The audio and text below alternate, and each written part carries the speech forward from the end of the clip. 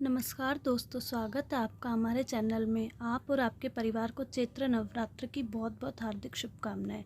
नवरात्रि के व्रत में ये गलतियां कभी ना करें।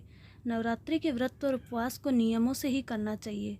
व्रत नियमों का पालन करना जरूरी होता है। इन 9 दिनों में उपवास में कई लोग खिचड़ी, फलाहार आदि उपवास की चीज़ें खाते हैं। इसके अलावा व्रत रखने के लिए कुछ नियम भी हैं। आओ जानते हैं इन नियमों को। पहला नियम, यदि आप नवरात्रि का उपवास रख रहे हैं तो ब्रह्मचार्य व्रत का ही पालन करें।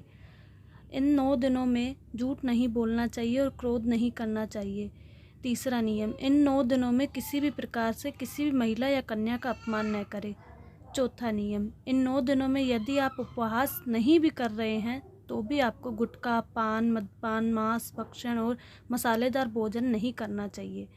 पांचवा नियम, अधिकतर लोग 2 समय खूब फरियाली खाकर उपवास करते हैं। ऐसा करने से व्रत का फल नहीं मिलता है। नवरात्रि के दौरान रसोपवास, फलोपवास, दुग्धोपवास, लघु उपवास, अधोपवास और पूर्ण उपवास किया जाता है। जिसकी कोई जैसी क्षमता होती है वह वैसा उपवास करता है।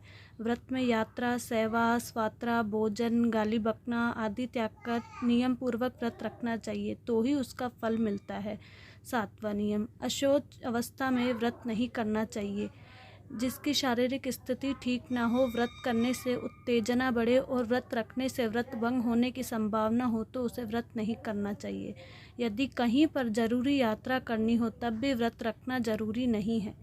आठवां नियम, माताजी का व्रत रखकर शास्त्र सम्मत विधिवत पूजा अर्चना करनी चाहिए। व्रत को बीच में ही तोड़ना नहीं चाहिए। यदि कोई गंभीर बात हो तो माता से क्षमा मांगकर ही व्रत तोड़ा जा सकता है। नवा नियम, अधोपवास अर्थात यदि एक समय भोजन करने का व्रत ले रखा है तो भोजन में क्या खाना और क्या नहीं खाना चाहिए। जैसे नवमी के दिन लौकी नहीं खाते हैं।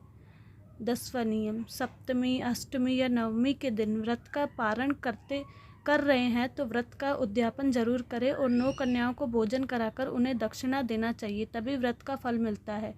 हमारी जानकारी कैसी लगी, आपकी राय कमेंट बॉक्स में ज़रूर देना। चैनल पर नए आए हैं तो सब्सक्राइब करें और ऐसी जानकारियों के लिए हमसे जुड़े रहे। वीडियो देखने के लिए आपका बहुत बहुत धन्यवाद।